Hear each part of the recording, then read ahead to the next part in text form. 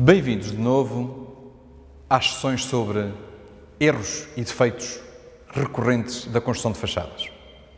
Dos 12 defeitos que selecionamos para estas sessões, hoje vamos abordar defeitos relacionados com as caixas de ar, a má execução das caixas de ar, com a escolha ou a colocação não assertiva dos isolamentos térmicos nestas caixas de ar e com um problema provavelmente mais delicado, as barreiras para vapor ou a má utilização de tintas impermeáveis no exterior de paredes. Uma das funções principais da caixa de ar das paredes duplas é a proteção do edifício contra a ação da água da chuva. Em complemento, contribui para a resistência térmica da parede. Deve ainda ter capacidade de drenagem das águas infiltradas e da condensação resultante da migração de vapor d'água, através da parede, do interior para o exterior.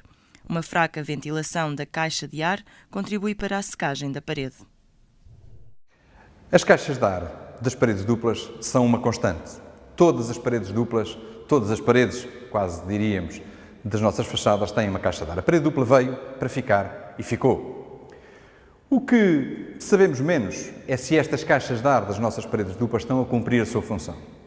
Se em projeto, se em execução, é bem conhecida, qual é a sua função principal. E se tomarmos as precauções necessárias para que isso aconteça. A caixa de ar, antes de mais, como sabemos, é uma barreira térmica. Porquê? Porque o ar é o melhor isolante. E, portanto, nós temos aqui um contributo significativo para a resistência térmica da parede. Os números não interessam muito, mas convém ter uns números de cabeça. Saber, por exemplo, que uma caixa de ar tem uma resistência térmica de cerca de 0,16 metros quadrados, grau centígrado por watt, o que é, na parcela das paredes, uma parcela muito significativa para esta contribuição da resistência térmica. Mas essa função é conhecida. Menos lembrada, menos recordada, é a sua função de proteção contra a umidade. Quer contra a umidade que vem do exterior, essa umidade que vem da água da chuva, por pequenos defeitos, por pequenas infiltrações da fachada, quer da umidade que vem do interior, devido à concentração de vapor de água no interior das habitações, sobretudo no inverno. Dir-se-ia que não faz sentido fazer uma caixa de ar para resolver um problema que devia ser resolvido no exterior, o problema das infiltrações. Não é verdade, porque também sabemos que os revestimentos exteriores podem ser de tipo estanque ou impermeável. O conceito é às vezes um pouco confuso, porque é uma linguagem pouco próxima da nossa realidade. Mas é fácil de explicar. Um revestimento estanque é um revestimento que não precisa de mais nenhum contributo para não deixar passar a água. É um plástico, digamos assim. Enquanto que o revestimento impermeável é como a minha gabardina. Ela não absorve muita água, ela absorve alguma pequena quantidade de água e, com ciclos de secagem e umedecimento, não se deteriora e consegue proteger-me, assim como um revestimento impermeável consegue proteger a parede. Mas se eu tenho um revestimento impermeável, como um reboco corrente, eu preciso de ter esta precaução, este auxílio de ter uma caixa de ar que possa recolher as infiltrações que, apesar de tudo, puderem existir e que faça a sua drenagem. Do mesmo modo, em relação à concentração de vapor no interior das habitações, que tem a ver com a nossa atividade, com a produção de vapor de água dos banhos, das cozinhas, esse vapor de água vai migrar através das paredes, porque as paredes são porosas e são permeáveis ao vapor de água, vai migrar através das paredes e vai necessariamente encontrar planos mais frios. Ora, se encontra planos mais frios, vai condensar. E essa condensação vai provocar um umedecimento. A caixa de ar serve exatamente para recolher esses condensados e para fazer a sua drenagem. Ora, para uma caixa de ar cumprir essas funções, ela tem que estar livre, ela tem que estar desempenada. Ela não pode ter rebarbas de argamassa que façam tocar os dois panos de parede. Ela tem que ter uma caleira limpa, uma caleira que não precisa de ser feita com nenhum impermeabilizante, uma caleira de fundo feita com cimento, direita, em meia cana, e precisa ter tubos de drenagem. Se não cumprirmos estes requisitos, claramente a caixa de ar não cumpre a sua função. E podemos ver exemplos de caixas de ar bem executadas, mas também de soluções que não podem ser feitas assim. Soluções que claramente uma breve inspeção nos indica que foram feitas sem pensar qual é a função da caixa de ar ou eventualmente foram tentativas de solução quando eu não tinha esta drenagem e foi posta uma drenagem a posterior. Não corre bem assim, não pode correr bem assim. E há sempre alguns medos do ponto de vista estético, do ponto de vista das soluções de drenagem das caixas de ar.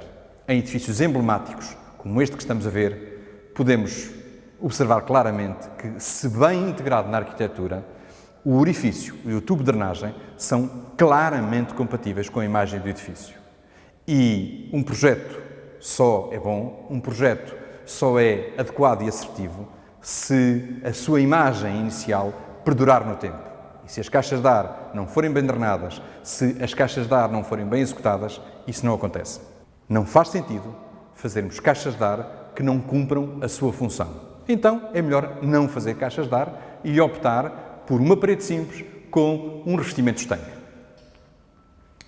Conhecemos o problema, sabemos evitá-lo, é isso que vamos fazer. O isolamento térmico aplicado ou colocado na caixa de ar de paredes duplas deve ser contínuo, sem zonas de maior fragilidade ou passagem franca do ar, e deve ser colocado encostado à face exterior do pano interior para manter a caixa de ar livre e esta se situar na sua face fria, onde é mais provável a ocorrência de condensações. O isolamento térmico nas caixas de ar é um assunto sempre polémico. Há opiniões sobre tudo. Que o isolamento térmico deve estar centrado na caixa de ar, que o isolamento térmico deve estar encostado ao pano interior, que o isolamento térmico deve estar encostado ao pano exterior. Afinal, como é que deve estar? Nós temos que pensar no isolamento térmico, na caixa de ar, na parede, no seu conjunto. Saber quais são as funções que cada um destes elementos tem para o seu comportamento global. A caixa de ar, como aliás já vimos hoje, tem funções essenciais do ponto de vista térmico e do ponto de vista da proteção contra a umidade. Se na caixa de ar eu introduzir um isolamento térmico que tem um coeficiente de condutibilidade muito baixo, ou seja, que faz uma proteção térmica muito maior que o ar, eu poderia deduzir que a caixa de ar era desnecessária e que podia preencher completamente a caixa de ar com isolamento térmico. Isto se me esquecer da outra função das caixas de ar, que é a função da proteção contra a umidade. Então, é inevitável assumir que a melhor solução é ter uma caixa de ar que, tendo isolamento térmico, mantenha um espaço livre de ar para cumprir a sua outra função. Se esta solução é mais ou menos evidente, já não é tão evidente saber porque é que eu encosto o isolante térmico à face exterior da parede interior. Porque há isolantes térmicos que não são afetados pela umidade, há isolantes térmicos que são de poro fechado.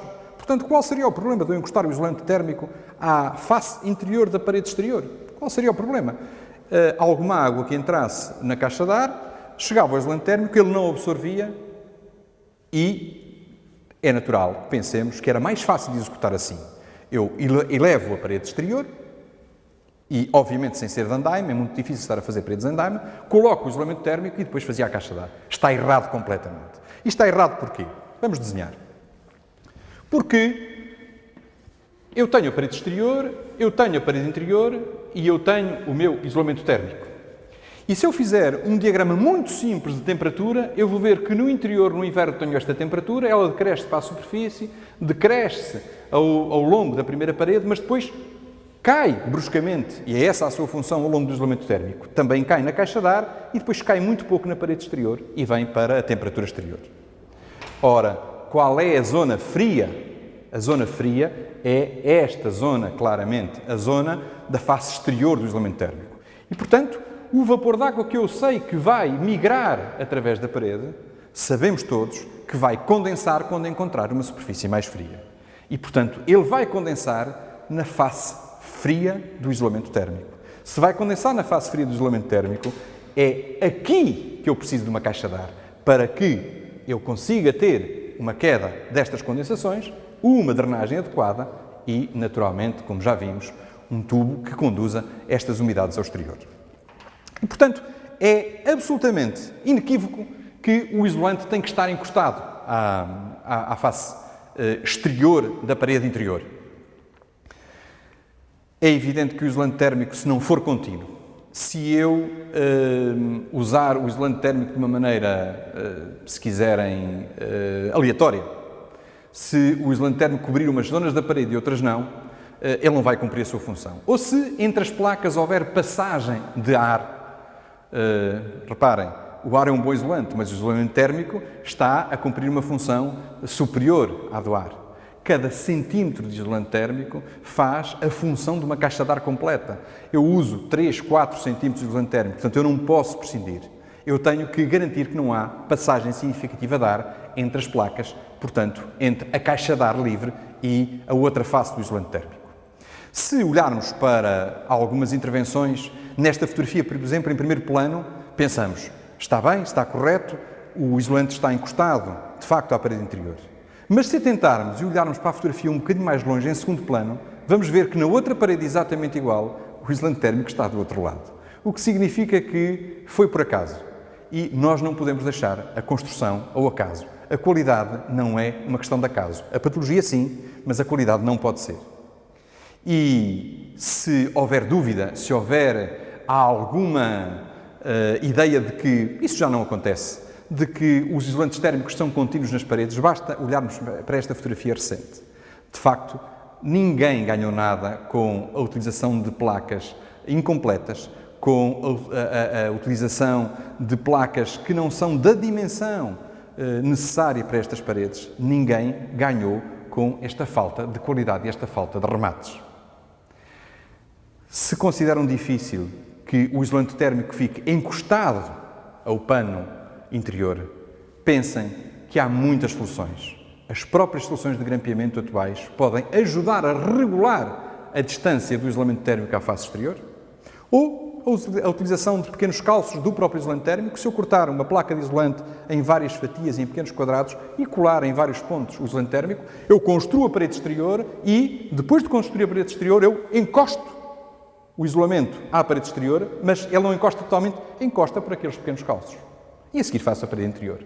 Ou seja, está completamente fora de causa eu pensar que para pôr o isolante na zona correta, isto é, junto à parede interior, eu tenho que construir a seguir e no final a parede exterior. Isso é possível numa pequena construção, numa pequena moradia, seria impossível num prédio de vários andares. Naturalmente que há outras soluções com revestimentos, com isolamentos projetados, com lãs flexíveis, mas naturalmente esses têm outras técnicas de aplicação e, em cada caso, temos naturalmente que os saber analisar e que escolher a melhor solução. Conhecemos o problema e sabemos evitá-lo. Não faz nenhum sentido usar inadequadamente os isolamentos térmicos. Se estão lá, têm que cumprir a sua função.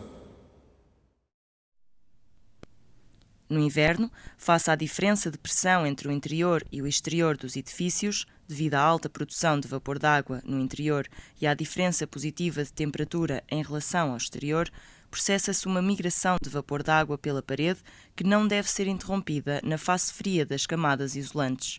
As barreiras para vapor, quando necessárias, devem ser colocadas o mais dentro possível e sempre do lado quente dos isolamentos térmicos.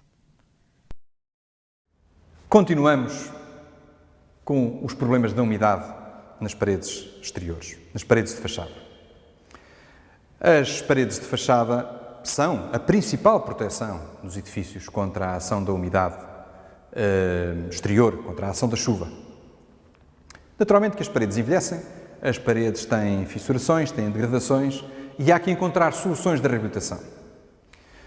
É frequente que uma dessas soluções seja a utilização de tintas ditas impermeáveis. Geralmente tintas elásticas. Do ponto de vista técnico, estas tintas são conhecidas como tintas de membrana. São tintas altamente impermeáveis à água e com alguma elasticidade que permite corrigir e, eventualmente, acomodar os movimentos de pequenas fissuras. Esta é uma boa ou uma má solução. Esta é, sobretudo, uma solução polémica. E temos que saber em cada momento quais são os parâmetros que permitem escolher entre esta e outra solução ou, se for esta a solução, como a devemos fazer. Recordemos, como já hoje foi falado nesta sessão, a diferença entre revestimentos estanques e revestimentos impermeáveis. As tintas de membrana são revestimentos estanques. Não deixam passar água. Não precisam de qualquer outro elemento na sua retaguarda, não precisam de caixa de ar. Uma tinta estanque pode ser aplicada sobre uma parede simples. Uma parede simples sem caixa de ar, com um reboco em que eu aplico uma tinta estanque. E, portanto, aparentemente, teríamos uma solução excelente. Mas há um problema adicional. É que uma tinta de membrana, geralmente estanca a água, é frequentemente pouco permeável ao vapor d'água. Pode parecer uma contradição, mas não é.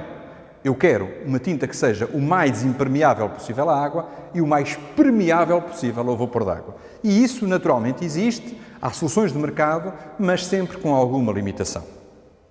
Ou seja, se eu optar por uma solução de revestimento deste tipo, eu tenho que ter a garantia que o vapor d'água não vai chegar a esta tinta de membrana. Vamos fazer um desenho muito semelhante ao que fizemos para um dos defeitos anteriores e perceber que numa parede, e vamos admitir que é uma parede simples, eu tenho uma variação de temperatura, aqui um diagrama muito mais simples, uma variação de temperatura do interior para o exterior, significativa.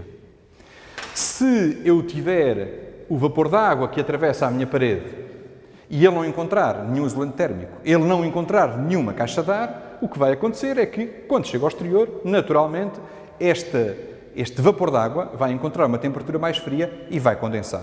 Não tem qualquer problema, vai umedecer ligeiramente a parede e vai ser drenado, vai ser secado pelo ar. Reparem, se eu tiver aqui uma tinta, que seja uma tinta impermeável à água, que me faz naturalmente uma excelente proteção contra a ação da chuva, mas se esta tinta não for permeável ao vapor d'água, o que me vai acontecer é que este vapor d'água vai começar a fazer pressão sobre esta tinta e vai, numa primeira fase, já que ela é elástica, na maior parte dos casos, formar bolhas com ar. Mas reparem, não é só ar. Esta face é uma face fria. Vamos reforçar o nosso diagrama de temperatura. Sendo uma face fria, eu vou ter este vapor d'água condensado, ou seja, eu vou ter bolhas de água. Era talvez bom recordar, de uma maneira muito simples, o que é um diagrama psicrométrico. Um diagrama que relaciona a umidade absoluta, isto é, gramas de água no ar, em cada metro cúbico de ar, e temperatura, em que a temperatura está a subir neste sentido e a umidade absoluta neste sentido. As curvas de umidade relativa, podemos desenhá-las aqui, 100%, 80%, 60%, o que significa o quê? Que para a mesma quantidade de água, se eu tiver uma umidade relativa de 80%, isso acontece, por exemplo, para uma temperatura de 18 graus. Mas à medida que eu vou caminhando para temperaturas mais baixas, tal como acontece nesta parede, eu posso chegar, por exemplo, aos 10 graus e o que me acontece aos 10 graus é que eu já passei dos 100% de umidade relativa. Claro que nunca se passa de 100% de umidade relativa. Porquê? Aos 100% condensa. O que significa que eu aqui já tenho uma temperatura abaixo da temperatura de condensação, abaixo do ponto de orvalho. Significa, pois, que há que ter muita precaução na escolha destas soluções. E o que é que eu posso fazer? Eu posso impedir que o vapor d'água lá chegue. Se eu criar uma barreira para vapor no interior da minha habitação, naturalmente que o vapor d'água chega aqui, não passa, mas aqui, reparem, eu tenho uma temperatura alta, eu estou a deslocar-me neste sentido, ou seja, eu estou abaixo da temperatura do orvalho, eu estou abaixo do ponto em que tenho condensações. Se eu tiver mesmo que usar uma tinta impermeável e que seja muito pouco permeável ao vapor d'água, eu tenho que ter a precaução de também usar uma barreira para vapor no interior.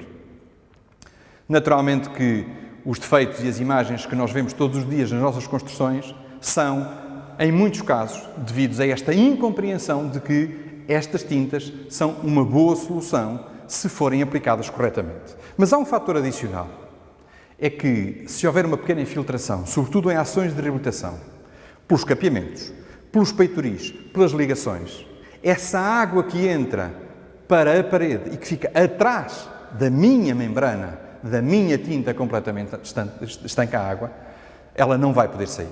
E ou eu tenho a sorte, e aí é claramente a sorte, de ter uma caixa de ar que é eficaz, que tem uma boa caleira e que faz uma boa drenagem e, portanto, essas infiltrações conseguem não drenar através da tinta, porque a tinta é impermeável, melhor dizendo, estanque a água, ou então eu vou ter um fenómeno muito semelhante ao que tinha quando estou a falar do vapor d'água, vou ter bolhas, vou ter empolamentos, vou ter depois descolamentos, rupturas da tinta. É absolutamente inevitável. As imagens que estamos a ver são absolutamente elucidativas. É desastroso fazer a correção de patologias e criar novas patologias e mais difíceis de reparar. É um problema que conhecemos bem. Portanto, sabemos evitá-lo.